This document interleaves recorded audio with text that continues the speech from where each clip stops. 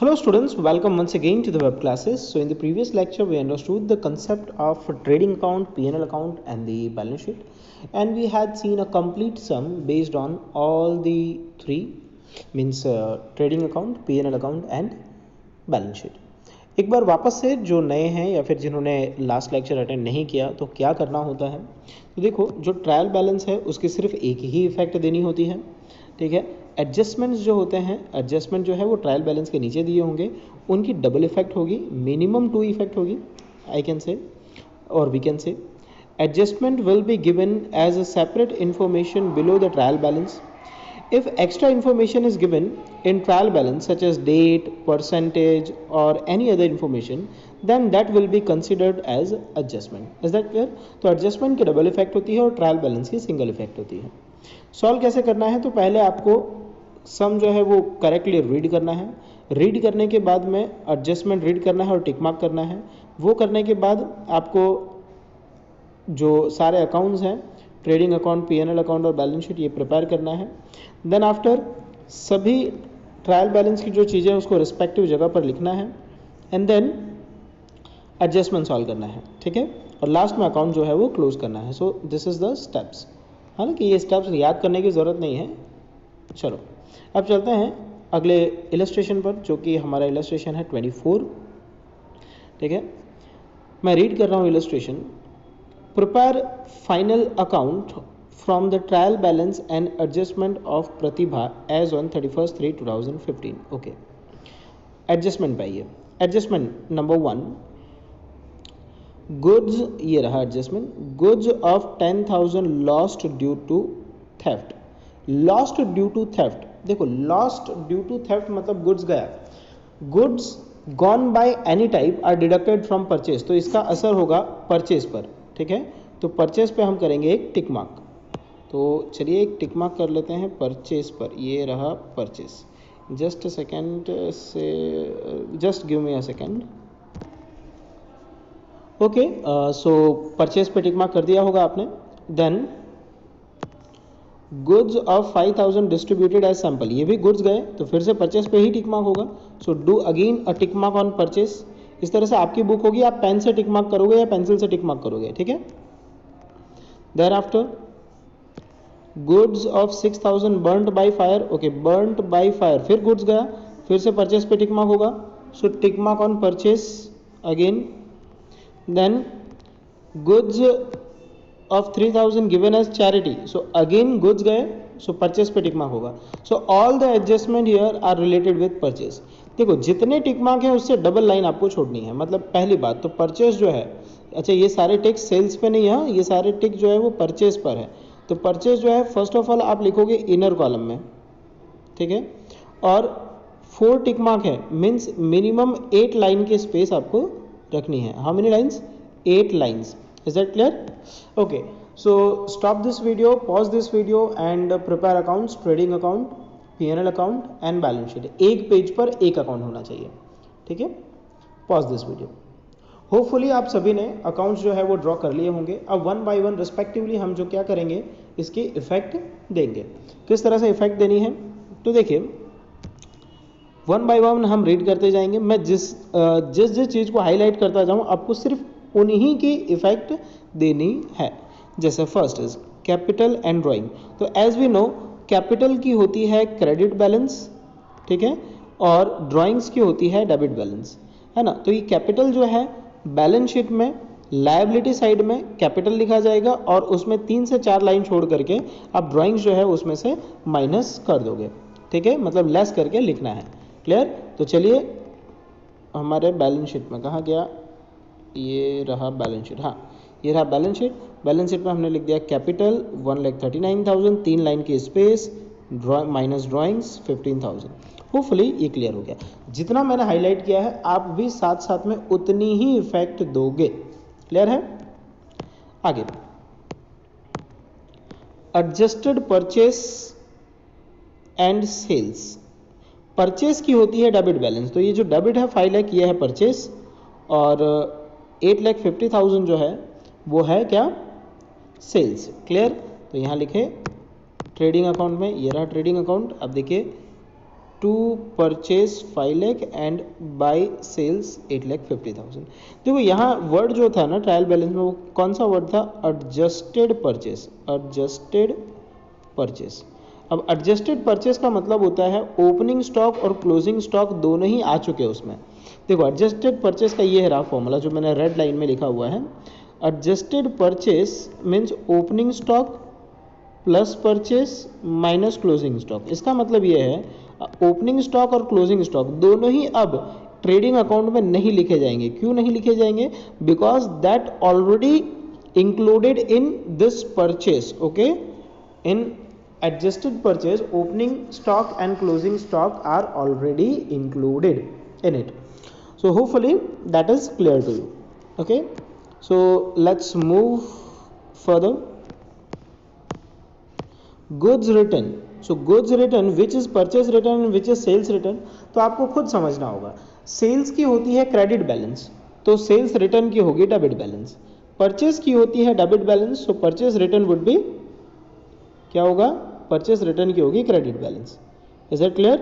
तो goods return में हमारे पास 40,000 है और क्रेडिट में तो कोई बैलेंस ही नहीं है। इसका मतलब ये हुआ कि परचेस रिटर्न अवेलेबल नहीं है। This 40,000 is only what? Sales return.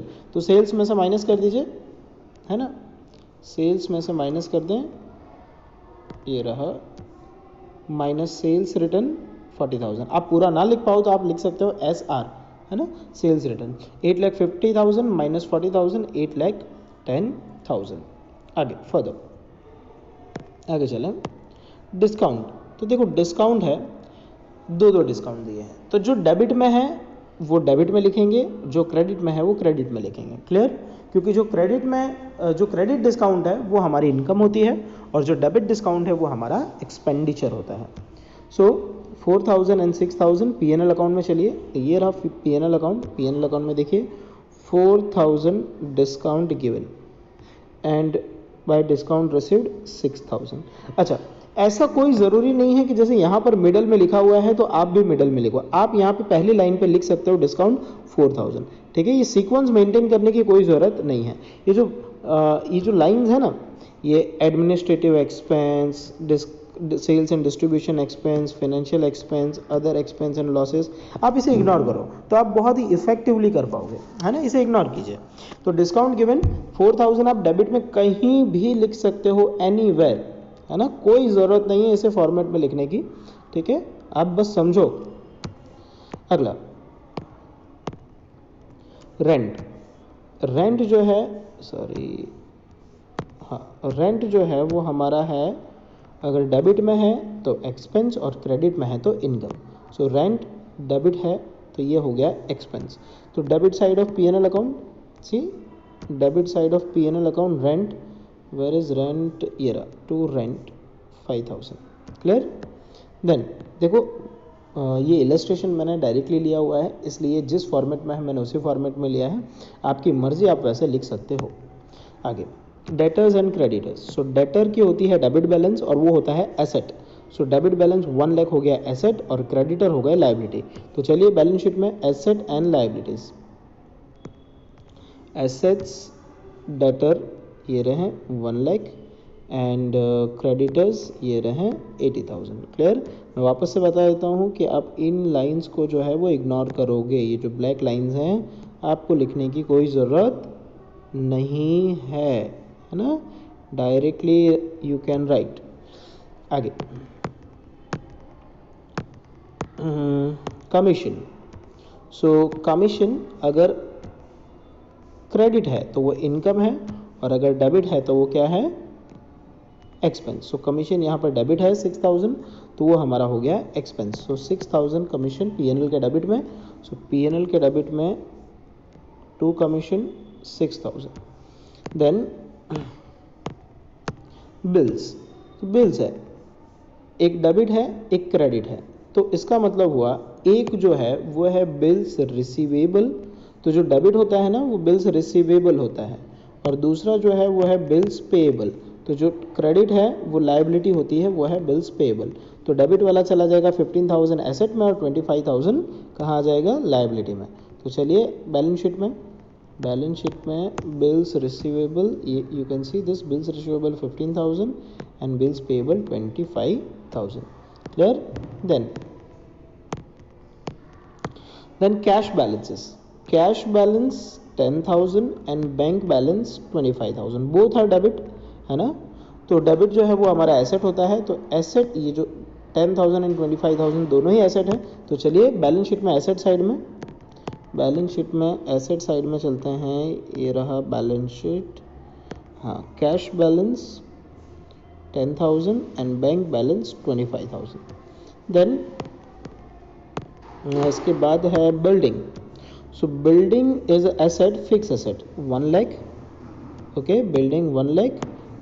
दूसरे पेज में अगर चलते हैं तो फर्नीचर ये भी एसेट है, मशीनरी ये भी एसेट है. तो बिल्डिंग, फर्नीचर, मशीन ये सारे के सारे बैलेंस शीट के एसेट साइड में आ जाएंगे. सो बैलेंस शीट के एसेट साइड में building 1 lakh, furniture 30,000, machinery 2 lakh. Clear? Then effect देखो, आप पॉज कर करके इफेक्ट देते जाना साथ साथ में, है ना. आगे वेजेस. तो वेजेस जो है वो प्रोडक्शन एक्सपेंस होता है. वेजेस ट्रेडिंग अकाउंट के डेबिट में लिखते हैं, है ना. कैरेज इनवर्ड परचेस एक्सपेंस है, ये भी ट्रेडिंग अकाउंट के डेबिट में लिखते हैं. तो वेजेस और ये दोनों ही कहाँ लिखे जाएंगे? तो ट्रेडिंग अकाउंट के डेबिट साइड में, debit side of trading account. So let's move to the debit side of trading account. ये रहा debit side of trading account. देखो परचेस में हमने 4 टिक मार्क किए थे, है ना. तो 4 टिक मार्क का मतलब क्या हुआ? कितनी लाइंस आपको ड्रॉ करनी है, मतलब स्पेस कितनी लाइंस का रखना है? तो आपको 6 to 7 लाइन का स्पेस रखना है ना. अब हम वेजेस लिख दें ज़रा. So wages, to wages 5,000, to carriage inward 5,000. Is that clear? Okay, next 10% bank loan and interest on bank loan. तो देखो लोन जो है वो होती है लायबिलिटी. क्या होती है? लायबिलिटी. लायबिलिटी की होगी क्रेडिट बैलेंस. तो ये है 1 लाख जो है ये है लोन, और ये जो है डेबिट में ये है इंटरेस्ट, क्योंकि इंटरेस्ट हमारा होता है एक्सपेंस. जरा चेक करो 1 लाख का 10% कितना होता है? तो 1 लाख का 10% 10,000 होता है. हाँ होता है, ठीक है. अगर होता है तो यहाँ पर कोई एडजस्टमेंट नहीं है. और अदरवाइज अगर ये 1 लाख का हम 10% करते और 10,000 नहीं आता, इसका मतलब ये हुआ कि वहाँ इंटरनल एडजस्टमेंट है. क्योंकि मैंने स्टार्टिंग में बताया था कि if any extra information is written such as percentage, date, है ना, percentage, date and any other information, then that would be treated as internal adjustment. तो क्या यहाँ इंटरनल एडजस्टमेंट है? नहीं है. हाँ, तो लोन है 1 लाख की, ये लायबिलिटी में लिखा जाएगा, और 10,000 एक्सपेंस है, ये पीएनएल के डेबिट में लिखा जाएगा. तो पीएनएल के डेबिट में 10,000. चलिए पीएनएल के डेबिट में 10,000 to interest on bank loan, and liability में 1 लाख. लायबिलिटी में 1 लाख 10% बैंक लोन. क्लियर है? आगे चलिए. अब क्या रह गया? Closing stock. सो क्लोजिंग स्टॉक देखो वैसे तो 2 इफेक्ट होती है, लेकिन ट्रायल बैलेंस की क्लोजिंग स्टॉक की एक ही इफेक्ट होगी. क्या ट्रेडिंग अकाउंट में क्लोजिंग स्टॉक लिखा जाएगा? तो आंसर है नहीं, नहीं लिखा जाएगा. क्यों? क्योंकि वो जो ट्रेडिंग अकाउंट है वहाँ हमने लिखा है adjusted purchase. whenever adjusted purchase is there, it means opening stock and closing stocks are already included in adjusted purchase. So closing stock जो है वो हम बैलेंस शीट के एसेट साइड में लिखेंगे. So let's move to the asset side of balance sheet. Asset side of balance sheet we can write it as like closing stock 30,000, only one effect. Is that clear? Let's move office expenses. So office expenses are 1 lakh rupees. Okay, so P&L account debit side, P&L account debit side, office expense. You can write anywhere, huh? Wherever you find space you can write office expense 1 lakh rupees. Clear? So the entire trial balance is done. Check कर लीजिए, देखिए सभी पे highlight हो चुका है, मतलब सभी की एंट्री हमने लिख दी है. यहाँ पर परचेस पे जो था वो टिक मार्क है 4. तो अब हम सॉल्व करेंगे adjustments. Adjustment number 1, adjustment number 1, adjustment के लिए ना मैं कलर ले लेता हूँ ये. Okay, goods of 10,000 lost due to theft. चोर आया, चोरी करके ले गया. चोर आया, चोरी करके ले गया, इसका मतलब क्या हुआ? तो देखो जब इसकी जर्नल एंट्री देते थे तो हम कैसे देते थे पता है? जर्नल एंट्री हम इसके लिखते थे loss by theft account debit, loss by theft account debit to purchase account, ऐसा लिखते थे। याद है जर्नल एंट्री चैप्टर 4 या जर्नल प्रॉपर, है ना, याद होगा। तो loss by theft account debit, तो इसकी दो इफेक्ट होगी। देखो ट्रायल बैलेंस की सिंगल इफेक्ट होती है, एडजस्टमेंट की डबल इफेक्ट होती है ना। तो यहाँ पर एडजस्टमेंट की क्या इफेक्ट होगी? एडजस्टमेंट की ये इफेक्ट होगी, क्योंकि एंट्री कैसी आ रही है? एंट्री आ रहा है loss by theft account debit to purchase account. तो पहला तो आप परचेस में से माइनस कर दो, ठीक है। तो ये चलो परचेस, ये रहा परचेस, है ना। देखो goods gone by any other way, जिसमें है थेफ्ट 10,000, ठीक है, माइनस करेंगे, है ना। देख लो यहाँ पे माइनस की साइन लगी हुई है ना, हाँ माइनस की साइन लगी हुई है। तो 10,000 की एक इफेक्ट दी। सेकंड इफेक्ट, चोरी हो गया, आपका लॉस हुआ या प्रॉफिट हुआ? तो लॉस हुआ। लॉस कौन से अकाउंट में लिखते हैं? तो लॉस जो है वो पीएनएल अकाउंट के डेबिट में लिखते हैं। So come to the debit of PNL account.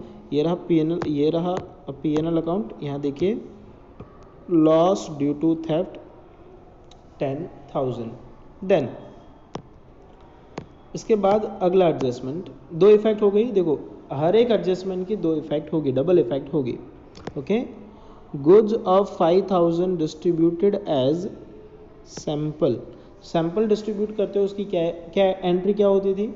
So entry होती थी advertisement account debit to purchase account, advertisement account debit to purchase account, because sample distribution is a part of advertisement, is a part of what? Advertisement. So 5,000 purchase में से आप करोगे minus. So let's move to the trading account, purchase as a sample 5,000, और ये हमारा है expense. तो PNL account के डेबिट में, debit side of PNL account कहाँ गया? एडवर्टाइजमेंट कहीं है, देखो ये रहा एडवर्टाइजमेंट, टू एडवर्टाइजमेंट एक्सपेंस 5,000। जरूरी नहीं है कि आप भी ऐसे सेंटर में कहीं पर लिखो, आप कहीं भी इफेक्ट दे सकते हो, anywhere in debit side of PNL account. Is that clear? Okay, next is goods of 6,000 burned by fire. Fire occurred in business, 6,000 का गुड्स जो है that is burned out. Okay, 6,000 का गुड्स गया तो परचेस में से क्या करना है? माइनस। सो माइनस करो परचेस में से बाय फायर 6,000। अब ये फायर होना हमारे लिए लॉस या इनकम या एक्सपेंस? क्या? तो ये लॉस है, क्योंकि आग लग गई, माल जल गया, तो लॉस है। लॉस पीएनएल के डेबिट में लिखते हैं। तो यहाँ लिखें 6,000 to loss due to fire. Then last adjustment, goods of 3,000 given as charity. given as charity purchase में से क्या करोगे? माइनस। सो परचेस में से कर दो 3,000 माइनस, परचेस में से कर दो 3,000 माइनस। अब बताओ चैरिटी देना हमारे लिए इनकम या एक्सपेंस? तो हमारे लिए एक्सपेंस है, एक्सपेंस लिखा जाएगा चैरिटी अकाउंट पीएनएल के डेबिट में, है ना, to charity expense account 3,000 rupees. Hopefully it is clear to you. देख लो कोई एडजस्टमेंट बाकी नहीं, कोई एडजस्टमेंट बाकी नहीं है। अब देख लो कोई चीज़ इनर कॉलम में रह गई हो तो, हाँ ये इनर कॉलम में रह गया, तो देखो टोटल कितने का गुड्स माइनस हो रहा है? तो 5,000, 10,000, 5,000, 6,000 and 3,000। So total it became 24,000। तो यहाँ पर हम 24,000 5 लाख में से माइनस करते हैं तो 4,76,000। देखो आपके बुक में इतनी सारी स्पेस नहीं होगी कि आप इतना छोटा छोटा लिख पाओ, तो आप ये 24,000 का टोटल ना करो और डायरेक्ट भी माइनस करते हो और 4,76,000 लिखते हो, that is fine and that is totally okay. Is it clear? Okay, तो देख लो और कोई इनर कॉलम में रह गया हो, कुछ चेक कर लें ज़रा। नहीं, और तो कुछ बाकी नहीं है इनर कॉलम में। चलो now close the accounts. Last step, we are at the last step, account close करना है। तो पहले ट्रेडिंग अकाउंट क्लोज करते हैं। क्लोजिंग के लिए let me have this colour. Okay, credit side का टोटल है 8,10,000 एंड 8,10,000। इस 8,10,000 में से माइनस करो 476, 5,000 एंड 5,000। The balance is 3,24,000।